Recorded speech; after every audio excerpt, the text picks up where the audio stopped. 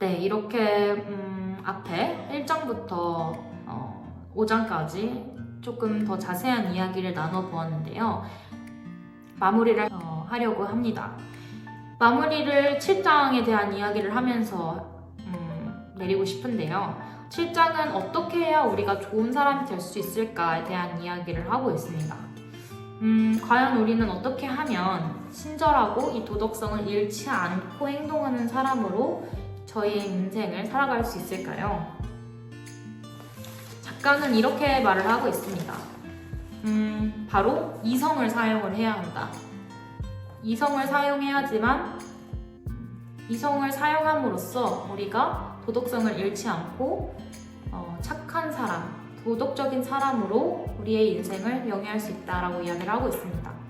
실제로 작가가 쓴 문장이 뭐냐면 공룡이나 전자, 세균의 존재 등 과학적 발견을 하기 위해 이성을 사용했듯 우리는 노예제의 부당함과 같은 도덕적 발견을 하기 위해서라도 이성을 사용했다. 그리고 이성을 사용을 해야 한다. 라고 이야기를 하고 있습니다. 저는 개인적으로 어떻게 하면 우리가 착한 사람, 도덕적인 사람으로 살아갈 수 있을까에 대한 이야기를 해보자면 어린 아이 때부터 도덕적인 배품을 많이 겪어야 된다고 생각을 합니다.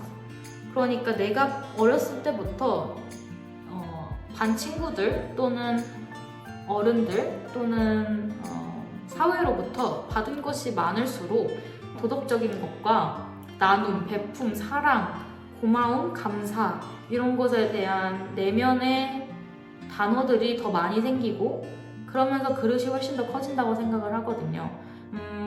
도덕적인 생활을 하려면 스스로에 대한 양심이 굉장히 중요한 것 같습니다. 그러니까 누가 보지 않아도, 누가 지켜보지 않아도 누군가에게 보이기 위해서 행동을 하는 것이 아니라 내면의 기준이 제대로 확립되어 있어야 하고 나의 이 내면의 올바른 기준에서 벗어나지 않기 위해서 스스로 모니터링하는 과정이 중요하다고 생각을 합니다.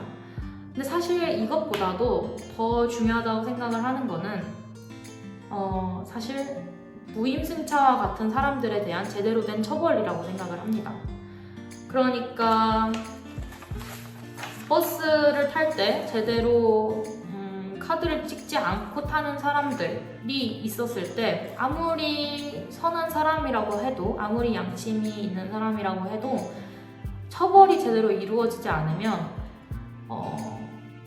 마음이 동요될 수가 있습니다. 나쁜 것이 훨씬 더 빠르게 전염되기 때문에 무임승차 문제에 대한 처벌이 조금 더 제대로 이루어져야 할 것 같고요. 또 이 도덕적 학습도 굉장히 중요한 것 같습니다. 뭔가 학문적 학습보다도 어렸을 때부터 이 도덕과 관련된 학습이 제대로 돼야 될 것 같은데 수업 때 이야기 나왔던 것 중 하나가 문학과 미디어가 이 배워가는 도덕성, 배워가는 공평함에 굉장히 크게 기여를 할 수 있다라는 이야기가 많이 나왔습니다.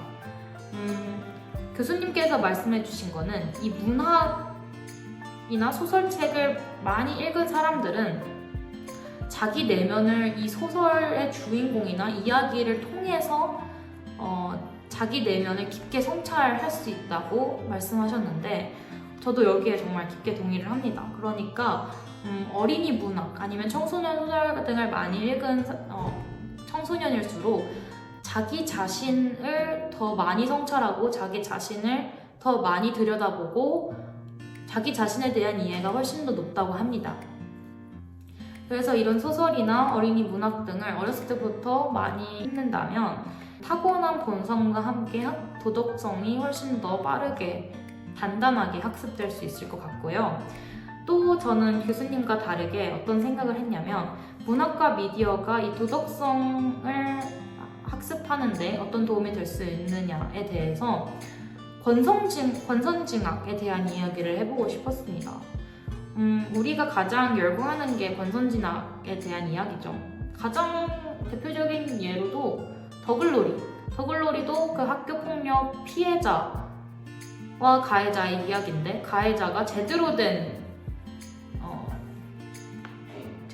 벌을 받죠. 그런 내용에 우리는 열광하듯이 문학이 어렸을 때부터 권선징악에 대한 개념을 심어주고 학습시켜주고, 그 다음에 여기에 그치지 않고 미디어나 뉴스 매체를 통해서 실제로 이 정의 구현이 이루어지는 사례들이 사람들에게 많이 전파된다면 무임승차 처벌이 확실히 되고 범죄자에 대한 법적 판결이 제대로 이루어진다면, 공정한 처벌이 이루어지는 게 미디어로부터 많이 전파가 된다면, 우리가 이 7장에서 던지는 질문, 우리가 어떻게 하면 착한 사람으로 살아갈 수 있을까에 대한 해답이 되지 않을까라는 생각을 했습니다. 사실 근데 현실은 도덕성을 온전히 지키고 살아가기가 사실 쉽지 않죠.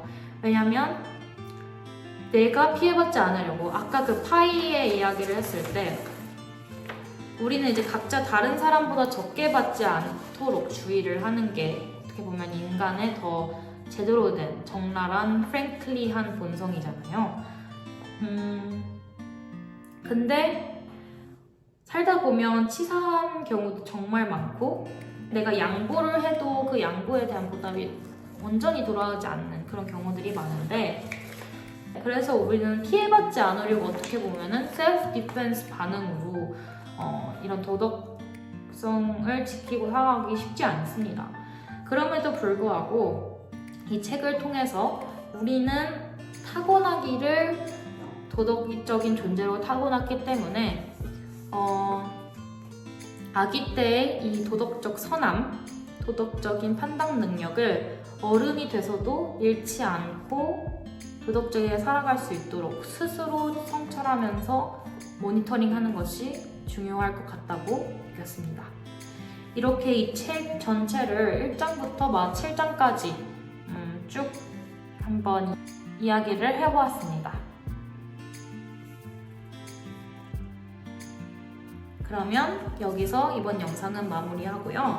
다음 영상은 개성에 대한 이야기를 해볼 것입니다. 그러면 이번 영상은 여기에서 마무리하도록 하겠습니다. 감사합니다.